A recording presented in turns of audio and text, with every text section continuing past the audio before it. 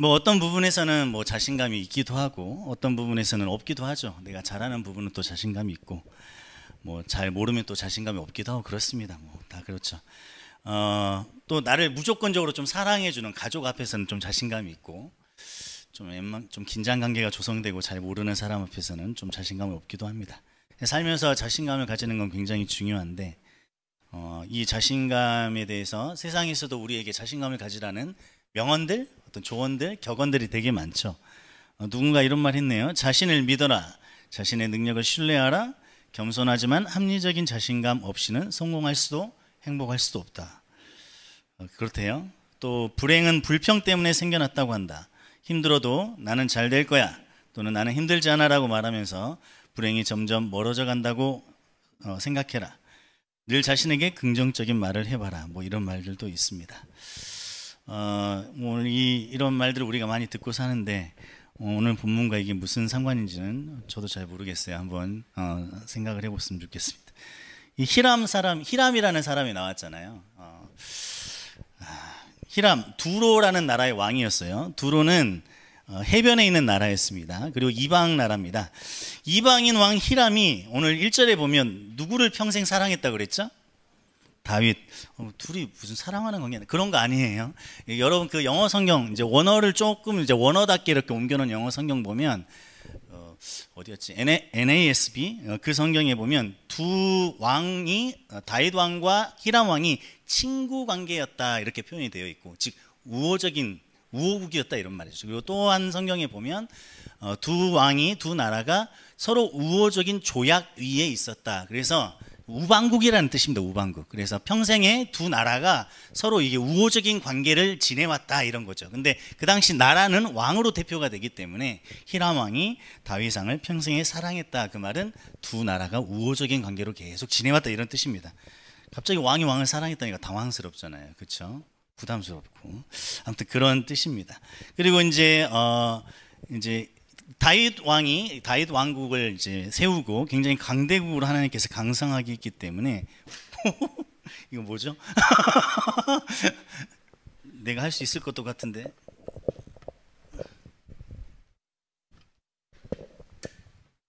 어디가 들어가는 거야?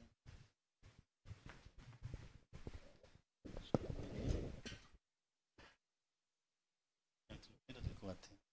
네. 네. 그냥 괜찮아요. 이렇게. 네. 고정해서 이따 갖다 주시면 될 것 같아요. 네. 어디까지 했죠? 강대국이었다까지 했던 것 같아요. 그렇죠? 네. 그래서 갑자기 긴장되네요. 이 이제 두로라는 나라를 보면 위치를 보면 해변에 있고 이스라엘이 그 두로라는 나라를 이렇게 좀 둘러싸고 있는 모양이에요. 그래서 두로도 이제 나라기 때문에 자기들도 먹고 살아야 되는 음식물들이 있을 텐데 그 음식들을 내륙으로부터 수입하는 역할을 많이 했는데 그 수입하는 경로가 이 이스라엘을 통과해서 오는 경로들이 좀 있었어요. 그렇다 보니까 우호국 관계를 유지하지 않으면 본인들이 이 먹고 살 만한 그런 물자 조달이 잘 되지 않는 그런 관계였던 것이죠. 그래서 이런 관계를 계속 유지하기 위해서 솔로몬으로 왕이 이제 교체됐을 때도 아버지 때도 잘 지냈으니까 너랑도 잘 지내자. 우리가 역사 시간에 흔히 볼 수 있는 그런 관계의 이야기를 지금 써놓고 있는 거라고 보시면 됩니다. 1절에 보면 솔로몬이 왕이 되었담을 듣고 사절단을 보낸 것을 보면 이 내용, 오늘 기록한 내용은 솔로몬이 왕위에 등극하자마자 일어난 일임을 알 수 있어요. 솔로몬이 왕이 됐는데 10년 있다 갑자기 왕이 되신 걸 축하합니다 이러진 않았을 거 아니에요. 그렇죠? 그런 시간에 일어난 일입니다. 두로 왕 히람 왕과 첫 외교적인 성과가 지금 오늘 나타나는데 바로 하나님의 전을 짓기 위해서 성전을 짓기 위해서 좋은 재료와 기술자를 확보하는 일이었습니다. 백향목과 잣나무와 벌목 기술자들을 확보한 것이죠. 첫 외교에서 선 왕인 다윗 왕과 늘 호의적이던 이 히람 왕이 관계를 이용합니다. 그러니까 오늘 읽어보시면 아시겠지만 저희 아버지랑 잘 지내셨잖아요. 제가 성전을 지으려고 하는데 이거는 뭐 제가 지으려고 하기보다는 우리 아버지께서 하나님하고 약속해가지고 하려고 그랬는데 그때는 못 하시니까 저에게 물려주신 것입니다. 이 성전 짓는 거 저희 아버지도 굉장히 원하셨던 거예요 라고 히람 왕에게 이야기를 띄우는 거예요. 그래서 아버지와 히람 왕과의 관계를 이용해서 본인이 이제 성전을 짓기에 필요한 것들을 요구하고 있는 것이죠. 사실 무작정 힘으로 요구할 수도 있었어요. 굉장히 다윗 왕궁 강했기 때문에. 그러나 그렇게 하지 않고 아버지 뜻, 다윗의 뜻이었다는 것을 상기시켜 줍니다. 그리고 그 재료들과 기술자들을 대가로 히람 왕이 요구한 밀과 기름을 준다고, 먹을 것을 준다고 또 약속하기도 하죠. 히람 왕이 밀과 기름을 요구한 것을 보면 그 품목들은 평소 수입에 의존했던 품목이라고 예상이 되는 거예요. 이와 같은 거래를 희망하는 솔로몬을 향해서 히람 왕이 뭐라고 하죠? 7절에 한번 보세요. 7절에 보면 이방 왕인데 하나님 믿는 왕이 아니에요. 뭐라 그래요? 기뻐하며 여호와를 찬양할지라도. 이런 것도 되게 생뚱맞아. 얘도 하나님 믿었나? 이런 생각 들잖아요. 근데 고대 당시에는 상대국이 믿는 신을 굉장히 높여주고 존중해 주는 것이 관례였다고 생각하시면 됩니다. 그래서 왕과 왕끼리 이렇게 대화를 할 때도 너네 신이 뭐 높다, 뭐 잘한다 이렇게 칭찬해 주는 거죠. 일종의 외교적 관례들을 여기다 써놓은 것이라고 보시면 돼요. 그런데 지금 보는 상황을 이렇게 조금 달리 생각해서 볼 수도 있습니다. 한번 들어보세요. 이제 왕의 자리에 오르자마자 이제 히람 왕이 사절단을 보냈어요. 축하합니다. 왕이 되신 걸 축하드립니다. 앞으로도 잘 지냅시다.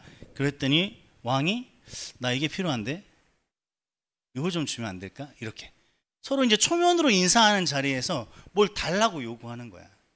그러니까 북한에 있는 김정은이랑 우리 대통령이랑 만나가지고 정상회담 하는데 만나자마자 이거 좀 주면 좋겠는데 이렇게 초면에 뭘 달라고 하면 굉장히 실례잖아요.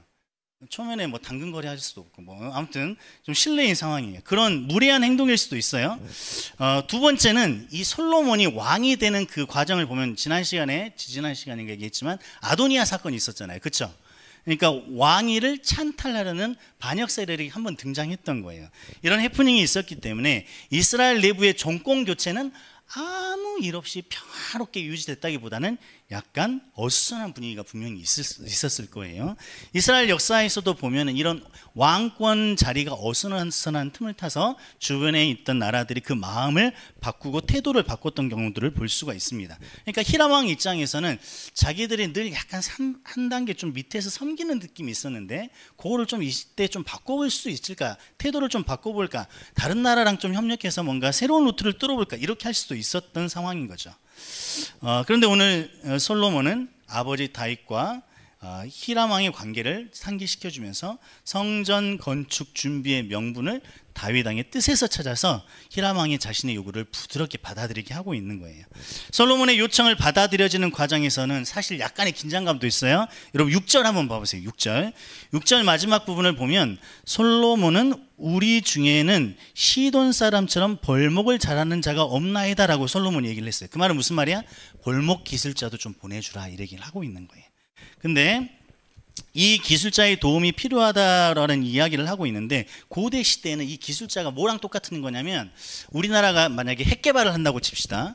핵 개발하고 있는 핵 개발 기술자를 우리나라에 좀 보내달라는 얘기랑 똑같은 거예요. 그러면 기술 빼먹겠다는 얘기인 거지. 그러니까 상당히 부담스러운 요구를 하고 있는 거예요. 히람 왕 입장에서는. 그래서 국력의 일부라고도 할 수 있는 이 기술이 상대 나라로 넘어갈 수 있는 민감한 사안이었던 거죠. 그리고 8절에 보면 백향목 제목과 잣나무 제목에 대하여는 이라고 단서를 딱 깔고 있어요. 나무에 대하여는 당신이 바라는 대로 할지라 라고 말하면서 솔로몬이 요구한 기술적인 인력에 대한 요청이 있는 부분, 이 부분에 대해서는 선을 긋는 듯한 모습을 좀 보이고 있어요. 결과적으로는 사실 이 솔로몬이 요구한 모든 요청이 다 받아들여졌어요. 그리고 7장 부분을 읽어보면 실제로 히람이라는 이름을 가지고 있는 왕 말고 또 다른 히람이라는 이름을 가지고 있는 기술자를 실제로 이스라엘에 데리고 옵니다. 그래서 본인이 원하는 뜻대로 다 되는 거예요. 성전에 꼭 필요한 재료도 얻을 뿐만 아니라 두 나라의 관계도 평화롭게 지속될 수 있었습니다.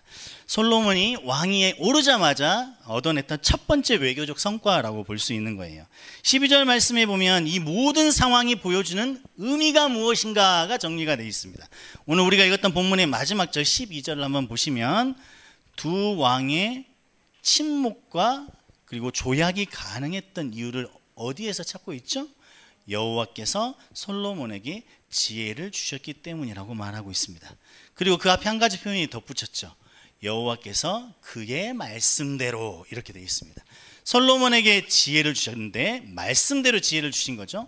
성전을 짓는 일이 가능해지기 위해서는 재료가 필수적이잖아요. 그렇죠? 재료가 있어야 지을 수 있으니까 재료 없이 성전을 지을 수 없습니다. 그 재료를 확보하는 일이 하나님의 지혜로 인해 가능하다고 말하고 있는 거죠. 사실 보면 하나님의 성전을 짓기 위해서 솔로몬이 열심히 일하는 것처럼 보여요. 굉장히 이것저것 막 모으고 있으니까.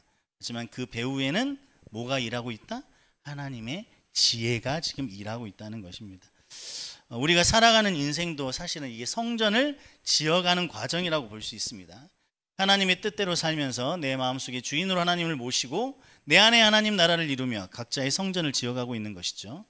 솔로몬이 성전 건축을 위한 재료를 얻기 위해 이방인한 히람의 도움을 받고 친목하고 약조를 맺은 것처럼 우리도 살아가는 인생 속에서 우리의 성전을 짓기 위해 다른 사람의 도움을 받아야 하고 친목해야 되고 약속해야 되는 상황들이 많이 있습니다. 우리는 혼자 살아가는 존재도 아니고 우리가 또 영적으로 영으로만 살아가는 존재도 아니기 때문이죠. 내 삶이 하나님의 성전으로 세워지기 위해서는 우리는 수시로 수많은 히람 왕들과 이야기해야 되고 조정해야 되고 성전을 세워야 됩니다. 그런데 그러기 위해서는 무엇이 필요하다고 말씀하고 있는 거예요? 하나님의 지혜가 필요하다고 얘기하고 있는 거예요. 히람 왕이 사실은 이제 등장할 만한 특별한 이유가 없는 것 같아요. 그냥 도와줬다는 얘기인데, 근데 그 성경에 이 이야기를 쓰인 것은 바로 하나님의 지혜를 말씀하고자 함이 아닌가 생각합니다. 그 지혜는 솔로몬이 스스로 만들어낸 지혜가 아니에요. 하나님의 말씀대로 하나님으로부터 주어진 것처럼 우리도 사실 이 지혜를 얻으려면 하나님의 말씀으로부터 그 지혜를 얻어야 됩니다. 여러분이 각자 환경에서 살아갈 때 필요한 수만 가지 판단이 있고 또 실행의 근거와 추론과 해석, 이 모든 것에 하나님의 지혜가 얼마나 작용하고 있을까 이런 걸 생각해 볼 수 있어야 됩니다.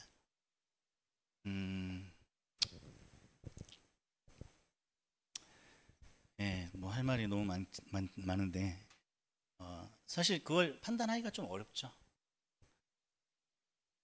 우리가 하나님의 지혜를 따라갈 수가 없고 그걸 다 헤아릴 수 없기 때문에.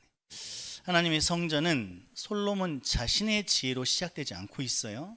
재료를 모으는 과정에서부터 하나님의 지혜가 작동하고 있는 것입니다. 하나님의 지혜는 하나님의 말씀대로 주어진 지혜입니다. 우리는 항상 말씀에 집중해야 돼요. 여러분 아주 유명한 거 있죠? 지혜의 근본이 뭐라 그랬어요? 하나님을 경외하는 것이라고 그랬습니다. 잠언 9장 10절에. 또 시편에는 이런 말씀도 있습니다. 여호와는 그를 경외하는 자 곧 그의 인자하심을 바라는 자를 살피사. 하나님의 인자하심을 바라는 것이 지혜라고 하고 있습니다. 경외하는 것이라고 하고 있고요. 시편 119편에는 이런 말씀도 있습니다. 나는 주를 경외하는 모든 자들과 주의 법도를 지키는 자들의 친구라. 경외하는 것이 주의 법도를 지키는 것이라고 또 얘기하고 있습니다. 솔로몬이 히람과 조약을 맺는 모든 과정에서 하나님이 직접 개입해가지고 히람의 마음을 움직였어요. 그런 거 없습니다.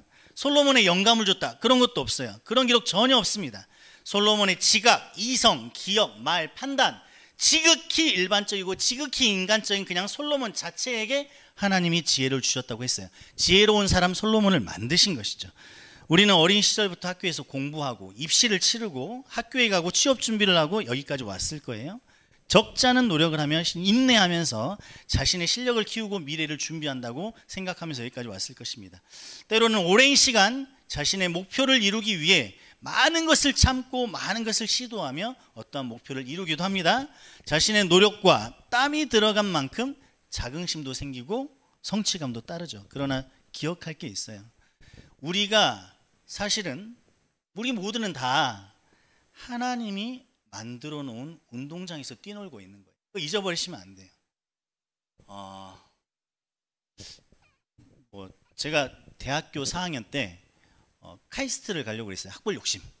그래서 막 용건도 가보고 이렇게 해봤어요. 근데 가려면 영어 공부를 해야 돼. 근데 카이스트를 실제로 가서 보니까 그 대학원 생활이 내가 할 수 있는 생활이 아니야. 인간이 아닌 것 같아. 그래서 이건 아니다. 근데 거기를 가려고 시작했던 영어 공부가 너무 재미있는 거예요. 그래서 거의 뭐 하루에서 잠자는 시간 6시간을 빼고 영어만 하고 살았던 것 같아요. 이제 좀 힘들기도 했죠. 오랫동안 앉아있으면 허리도 아프고. 그리고 저는 전공 공부하다가 전공 공부가 너무 힘들면 도서관이나 서점에 가서 영어책을 봤어요. 너무 그 스트레스가 풀리고. 근데 어쨌든 수년 동안 그렇게 영어를 엄청 했습니다. 공부한 느낌이 하나도 없었어요. 근데 그 시간을 보내서 내가 영어가 좀 됐어. 영어가 좀 되니까 항상 그 영어 한다는 것이 내가 뭔가 이루어는 성공한 내 능력으로 뭔가 된 이런 느낌을 항상 주더라고. 그래서 하나님이 주신 어떤 뭐 이렇게 감사함의 제목보다는 내 스스로 가지고 있는 능력이라고 생각하면서 살았던 적이 많아요. 그래서 이제 제가 학벌이 여기 서울에 있는 그 유수의 대학보다 이렇게 좀 딸리니까 항상 학생들하고 이렇게 강의를 하다 보면 학벌을 커버할 수 있는 저의 뭐 노력이나 이런 것들 자꾸 얘기하는 것 같아. 나 이렇게 잘났다 뭐 이런 얘기들, 그런 얘기들을 은근히 막 흘리면서 보냈던 시절이 있어요. 그런데 그건 다 어떻게 보면 내가 노력을 많이 한 것도 있지만 내가 노력할 수 있는 모든 환경을 하나님이 조성해 주셨기 때문에 그런 거예요. 내가 아르바이트를 해서 공부할 시간이 없는 환경이었다 그러면 하루 종일 공부할 수 없었어요. 그래서 우리는 때로는 내가 굉장히 내 자신의 목적을 위해서 노력을 많이 하면 그 노력 많이 한 것이 스스로 기특하고 쉽지 않은 일이기 때문에 내가 뭔가를 해냈다는 생각을 하지만 그 근본 바탕, 그 전제, 그 밑바탕 자체를 흔들어 버리면 우리가 할 수 있는 건 하나도 없습니다. 하나님께서 허락하셨기 때문에 저같이 학교를 때려치고 다시 대학을 준비하기도 하는 거예요. 그래서 우리는 그런 것들을 잊으시면 안 됩니다. 내가 노력할 수 있는 상황 자체가 하나님의 은혜고, 내가 미래를 생각할 수 있는 것, 미래에 대한 불안함도 미래에 생각할 수 있는 여유가 있으니까 불안함이 생기는 거예요. 내가 누군가를 기다리고 어떤 일을 기다릴 수 있는 시간이 주어진 것 자체가 은혜입니다. 여러분, 몸이 너무 아프면 누구를 미워할 수 있는 여유도 없어요. 미운 생각 나지 않아요. 몸이 아파 죽겠는데 내가 누군가를 미워할 수 있는 여력이 있다는 것도 하나님의 은혜입니다. 솔로몬 스스로도 이 오늘 외교적인 성과를 보면서 스스로 감탄하고 뿌듯했을지도 몰라요. 자기가 왕으로서 첫 번째 이룬 업적이니까 고민 끝에 나온 해결책에 스스로 대견했을지도 모릅니다. 그러나 성경은 분명히 말하고 있어요. 그 모든 것이 여호와께서 말씀대로 지혜를 주셨기 때문이라고 하십니다. 여러분이 친구들 관계에서 또는 학교에서 조별 프로젝트를 하면서 또는 뭐 누군가를 가르치면서 직장에서 여러분이 뭔가를 업무들을 해내고 있습니까? 자신의 능력이라고 자꾸 생각하시면 안 됩니다. 하나님께서 도와주셔야 가능한 거예요. 근데 저는 이걸 인정하기까지 30년 넘게 걸린 것 같아요. 내가 할 수 있는 줄 알았어요. 제가 잘난 줄 알았어요. 그러나 하나님께서 모든 것들을 허락하셔야 가능한 것입니다. 솔로몬 왕도 하나님이 주신 지혜 때문에 오늘 이런 일들을 할 수 있었다고 성경은 말하고 있습니다. 우리는 하나님께 지혜를 구해야 하고 또 이미 주신 지혜에 감사해야 합니다. 지혜의 근본이 무엇인지 생각해야 돼요. 오늘 이 하나님이 주신 지혜를 다른 말로 좀 일반화시키면 하나님이 주신 능력이라고 생각할 수 있습니다. 하나님이 주신 능력, 다른 말로 하면 여러분이 현재 가지고 있는 어떤 능력이라고 생각하시면 돼요. 근데 그 능력의 근본이 무엇인지 우리는 늘 잊지 않고 살아야 됩니다. 우리가 이 능력과 관련해서 제가 지금부터 말씀드리고 싶은 게 오늘 메시지 이제 핵심인데요. 하나님이 주신 지혜 또는 능력을 가지고 있죠. 사람 앞에 서는 사람, 그러니까 하나님이 나에게 주신 재능이나 능력, 그게 지극히 평범한 능력일지라도 그 능력을 가지고 사람 앞에 서는 사람은 그 능력으로 인해 교만해집니다. 자, 무슨 말씀이냐면 좀 더 들어보시면 될 것 같아요. 여기서 이 능력은 단순히 어떤 일을 해내고 처리하는 능력만 얘기하는 게 아니에요. 도덕적, 윤리적 능력, 객관적이고 치우치지 않는 능력, 남을 배려할 수 있는 능력, 약속을 지키는 능력, 공감하는 능력 등을 다 포함하는 것들입니다. 이 모든 것들을 하나님께 받고 가지고 있는 이 사람이 또 다른 사람 앞에 서 있으면 우리는 그 사람 앞에 우리의 우월한 존재감을 느끼기가 쉬워요. 우리는 거의 직감적으로 압니다. 내가 쟤보다 뛰어나구나. 쟤 도덕적으로 윤리적으로 좀 잘 안 되네. 저러면 안 되지. 이런 반응이 바로 나오거든요.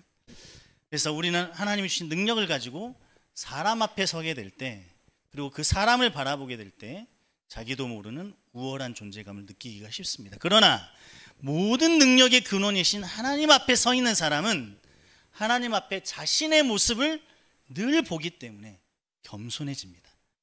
말씀 앞에 비춰진 자신의 모습을 잊지 않기 때문에 사람 앞에 있으나 하나님의 말씀으로 자신을 늘 비춰보기 때문에 남을 판단하거나 정죄하지 않게 돼요. 그래서 그리스도의 십자가의 은혜를 정말로 알고 그 은혜를 누리는 사람은 다른 것이 아니라 하나님 앞에 나의 모습을 잊지 않는 것을 의미합니다. 내가 하나님 앞에 어떤 사람인가, 십자가 나에게 어떤 의미가 있는가를 매 순간 잊지 않고 그를 기억하면서 사는 것이 하나님의 은혜인 것이죠. 저도 어렸을 때는 이런 말을 들으면 그게 가능한가라는 질문이 들었어요. 그러나 하나님의 은혜로 나의 죄악됨을 깨닫게 되고 십자가의 사랑을 깨닫게 되면 그것은 누군가로부터 심장을 기증받은 것보다 훨씬 더 큰 일이기 때문에 평생을 살면서 잊을 수 없는 기억이 됩니다. 그럼 그게 없는 우리는 어떻게 해야 됩니까? 그럼 또 우리는 성경 속에 나온 인물들처럼 하나님 앞에 엎드려 내가 어찌할 꼬를 외쳐야 되는 거예요. 하나님의 성령이 도우시지 않으면 우리는 우리의 죄악됨을 깨달을 수 없어요. 안 된다니까요. 죄인은 죄를 깨달을 수가 없어요. 그래서 우리는 평생 하나님 앞에 그 부분을 놓고 기도하셔야 됩니다.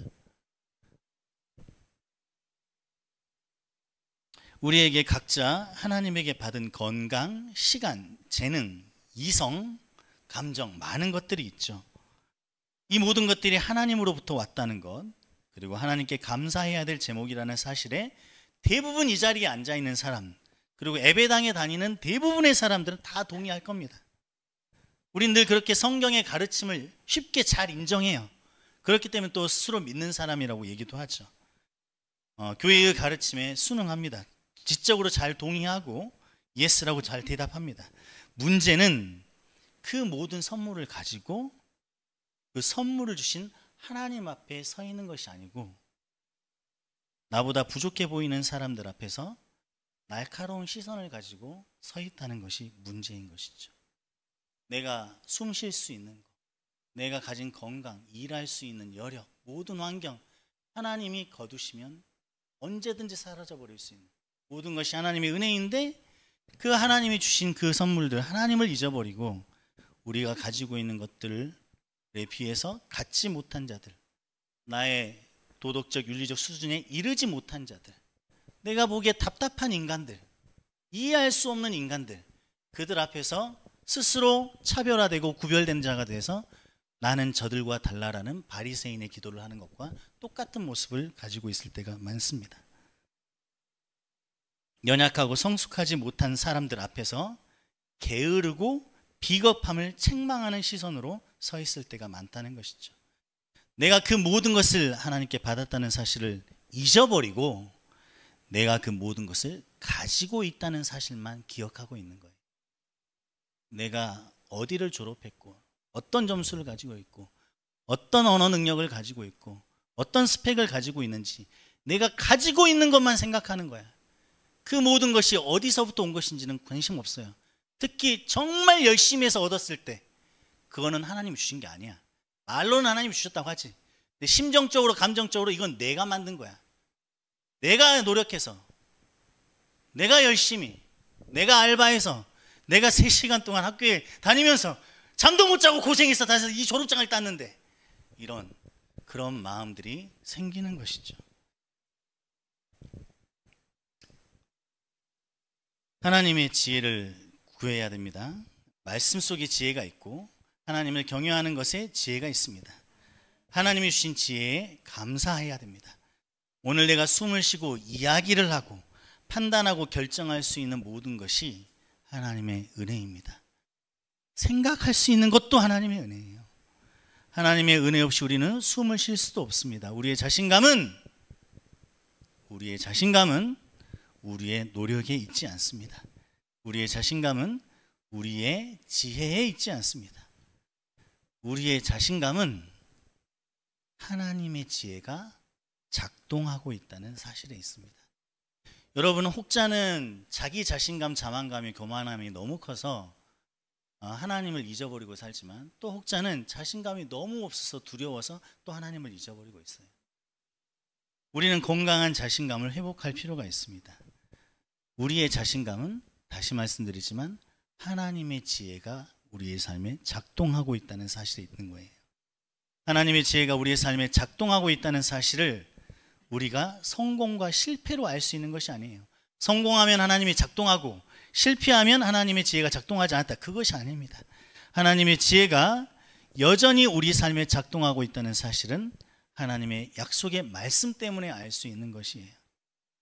오늘 차기리도 할 때도 잠깐 나눴지만 우리가 어렸을 때 젖을 떼고 이렇게 성장을 하잖아요. 젖을 떼야 이유식도 먹고 밥도 먹고 어른으로서 성장할 수 있는 거잖아요. 근데 젖을 떼기가 너무 싫은 거야. 엄마가 젖을 안 주면 저 엄마가 나를 버리나 나를 죽이나 이런 생각이 듭니다. 우리 안에는 날 때부터 타고난 본성이 악하기 때문에 세상이 즐거워하고 세상이 좋아하는 것들로 채워졌을 때 우리는 기분이 좋아요. 외모가 화려하고 격벌이 화려하고 가진 것이 화려하고 사람들의 인정이 많고 모두가 우러러보는 그런 삶을 살 때 우리는 너무 좋습니다. 근데 하나님께서 처음에는 그런 격려 차원에서 그런 걸 주실 수도 있고 가정을 통해서 뭘 통해서 주실 수 있지만 어느 순간 되면 그걸 떼기 시작하십니다. 그리스도인으로서 성장해야 되기 때문에. 근데 그걸 떼기 시작하면 우리는 고통스럽지. 저 떼는 게 너무 힘들어요. 애들 울고불고 난리잖아요. 저출하고 밥은 안 먹겠다고 그 난리를 치잖아요. 그 고통이 우리의 인생 중에 분명히 지나가는 시간이 있을 것입니다. 하나님이 우리에게 주시는 그 지혜는, 그리고 하나님이 지혜가 우리의 삶에 작동하고 있다는 사실은 그 젖이 떼어지는 순간에도 여전히 진행 중이라는 것입니다. 우리가 낙심이 되고 우리는 실패한 것 같고 하나님은 내 인생에 관심을 두지 않는 것 같고 하나님은 늘 나에게 책망할 거리만 얘기하면서 주일 지켰냐, 봉사했냐, 성경 읽었냐, 기도했냐 따지기만 하고 내가 정작 필요한 문제에 대해서는 아무런 도움을 주지 않는 것처럼 느껴질 때가 있어요. 누구나 다 겪는 일들입니다. 그러나 우리는 그리스도 예수를 믿고 성경이 하나님의 말씀이라는 것을 믿는 사람들이기 때문에 하나님의 약속의 말씀에 의지해서 이 상황을 받아들여야 돼요. 하나님은 절대로 우리를 포기하지 않으시고 버리지 아니하십니다. 여러분이 건강하게 더 잘할 수 있도록 젖대는 과정을 보내게 하시는 걸 수도 있습니다. 그리스도인의 삶은 교회 다니는 삶이 아니에요. 말씀 속에 자신을 알리시는 하나님을 만나고 순종하는 삶이고 기도하는 삶입니다. 여러분이 하나님이 주시는 지혜를 깨닫지 못할 수도 있고 하나님의 지혜가 우리 삶에 잘 작동하고 있다는 사실을 깨닫지 못할 수도 있어요. 그러나 그 하나님의 열심히 일하시고 내 삶을 붙드시고 계시고 나의 삶을 인도하고 계신다는 사실을 여러분이 체험하고 알려면 말씀 속으로 들어가야 돼요. 여기 계신 믿음의 선배들이 사는 인생은 여러분이 사는 인생보다도 훨씬 힘들고 어렵습니다. 그런데도 훨씬 태연하고 의연하게 대처하시죠. 그 이유는 다른 게 있는 게 아니에요. 그분들의 삶 속에 말씀이 있기 때문에 그래요. 말씀 속에서 하나님이 위로하시고 또 힘 주시고 또 그걸로 하루하루를 살아가면서 하나님에 대한 신뢰관계가 쌓이기 때문에 그렇습니다. 고통이 따르고 어려움이 따르지만 하나님의 말씀 속에서 자신을 드러내 주신 것을 직접 경험하기 때문에 그런 것들이 가능한 거예요. 젊은 청년의 시절부터 우리는 하나님을 알아야 됩니다. 자주 말씀드리지만 세상에서 요구하는 조건보다 더 많은 걸 요구하는 교회가 별로 없어요. 그리스도인의 삶은 생명을 던지는 삶입니다. 그리스도인의 삶은 자기 인생을 던지는 거예요. 성경 어디에 그리스도의 능력만 빨아먹고 그리스도 때문에 행복하게 해피엔딩 잘 살았다 이런 게 어디 있습니까? 눈을 씻고 찾아보세요. 그리스도를 위해서 순교한 사람들이 더 세고 셌지. 우리의 삶은 예수를 믿는다는 것은 그렇게 구별된 삶을 살아가는 겁니다. 실제로 우리가 굉장히 불편해하는 말씀이 있어요. 나 이런 거 보면 굉장히 힘들어. 잠언에 보면 이런 말씀이 있어요. 잠언 23장 4절. 부자 되기에 애쓰지 말고. 난 정말 부자 되려고 애쓰고 싶은데 대놓고 이런 말들이 있어요. 네 사사로운 지혜를 버릴지어다. 돈은 일만하게 뿌리다. 물론 돈 자체가 나쁘고 그런 것은 아니지만 우리가 그리스도인으로서 살아가는 삶은 하나님으로부터 부르심을 받은 삶이고 구별된 삶이라는 것을 명심하시고 하나님의 지혜는 늘 우리의 삶 속에 여전히 일하시고 계시고 작동하고 계신다는 사실을 신뢰하면서 살았으면 좋겠어요. 그런데 그거를 무조건 신뢰하는 건 너무 어렵다고. 그냥 믿어. 안 믿어진다고. 한 이틀 믿을 수 있지. 한 3일 믿을 수 있지. 근데 삶이 너무 힘든데? 되는 게 없는데? 뭘 믿으라는 얘기야. 뭐 희망을 줘야 믿지. 뭔 사인을 줘야 믿지. 뭔가 되는 걸 하나라도 변화를 줘야 뭐 할만하지. 계속 안 되는데 나보고 어쩌라고. 힘들어 죽겠는데. 그 모든 사인과 희망과 그런 것들이 어디에 있다? 말씀 속에 있다는 거예요. 말씀 읽지 않으면 견딜 수 없습니다. 말씀 안 읽는데 세상이 견딜만 하다? 그리스도인이 아닐 확률이 높아요. 분명히 명심하세요. 말씀이 주시는 힘을 가지고 살아나가지 않으면 이 세상의 삶을 그리스도인으로 살아가기 어렵습니다. 세상은 그렇게 달라요. 세상과 교회에서 균형 잡는 삶을 많이 가르쳐요. 세상에서도 성공하고 믿음도 성공하고. 저는 성경 속에서 그런 균형 잡힌 삶을 거의 보지 못했습니다. 여러분이 이 세상에서 정말로 세상을 따라가고 세상의 조류에 휩쓸리지 않고 세상을 이기면서 살기 위해서는 말씀 없이는 안 돼요. 둘 중에 하나입니다. 세상의 머리를 숙이고 그들이 원하는 대로 따라가든지 아니면 말씀으로 세상을 이기고 가든지. 말씀 없이 살만한 인생, 그리스도의 삶이 아닙니다. 그만큼 말씀은 위대한 거고 말씀은 필수적인 거예요. 제가 다른 말씀을 드릴 게 없어요. 사실 아는 것도 별로 없습니다.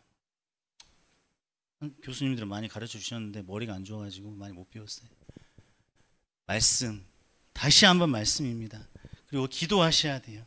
하나님의 도우심을 구할 때 분명히 하나님께서는 알려주십니다. 하나님이 성격이 괴팍해가지고 자기 자녀들이 아빠를 찾는데 아빠가 숨어가지고 한 4시간 동안 안 나타나. 3살짜리 애가 아빠 하고 찾는데 어디 한번 골탕 먹어봐라. 이런 하나님이 아니시라고. 하나님은 우리를 만나기를 원하세요. 우리를 만나주기를 원하신다고. 말씀 속에 분명히 여러분에게 만남을 허락해 주실 것이라고 생각합니다. 하나님의 지혜, 그 지혜가 우리의 삶에 여전히 작동하고 있습니다. 두려워하지 마십시오. 우리가 원하는 것과 하나님이 원하는 것이 달라서 힘들 뿐이지 하나님은 그분이 생각하는 가장 선하신 길로 우리를 지혜롭게 인도하고 계신다는 사실을 꼭 믿으셨으면 좋겠어요. 낙심하지 마세요. 하나님이 우리에게 연단을 주시고 우리를 훈련시킨다고 하지만 우리를 뭐 진짜 비참하게 만들시는 그런 분이 아니십니다. 하나님의 위로는 힘이 있고 하나님의 말씀은 따뜻하세요. 여러분이 생각하는 것보다 착하셔요. 너무너무 착하셔요. 내가 하나님을 잊어버리고 떠나도 한 3년 만에 돌아와서 너무 힘들어서 새벽기도 가지고 울고 있으면 그대로 받아주시는 분이에요. 3년 동안 하나님을 떠나버렸는데 그냥 너무 힘들어가지고 하나님 없이 못 살겠다고 하면 그래도 따뜻하게 받아주는 분이에요. 하나님은 우리가 생각하는 것보다 지혜로우시고 따뜻하시고 사랑이 많으신 분이에요. 그 하나님께 우리가 붙어가야 돼요. 하나님 없이 살아가는 삶에 익숙해지지 마세요. 하나님 없이 살아가는 일에 능수능란해지지 마세요. 하나님과 함께 살아가세요. 그 비결은 다른 데 없어요. 말씀입니다. 내가 그리스도인이라고 말하지 마세요. 이제 나는 성경 읽는 사람이라고 말하세요. 나는 예수 믿는 사람이라고 말하지 마세요. 나는 기도하는 사람이라고 말하세요. 아무 의미 없는 말로 나는 크리스찬이에요, 나는 교회 다녀요 이런 말 하지 마세요. 성경 안 읽는 그리스도인 없습니다. 기도하지 않는 그리스도인 없어요. 하나님을 만난 사람, 예수 그리스도를 나의 구주로 고백한 사람은 예수 그리스도의 말씀에 순종하게 돼 있어요. 비록 연약해서 넘어질 수 있고 마음이 떠날 수도 있고 하나님이 싫어질 수 있어요. 사춘기 시절 마음이 감정이 요동치는 것처럼 하나님과 관계에서도 그럴 수 있습니다. 그러나 말씀으로 돌아가서 다시 하나님을 만나세요. 하나님은 우리를 사랑하시는 하나님입니다.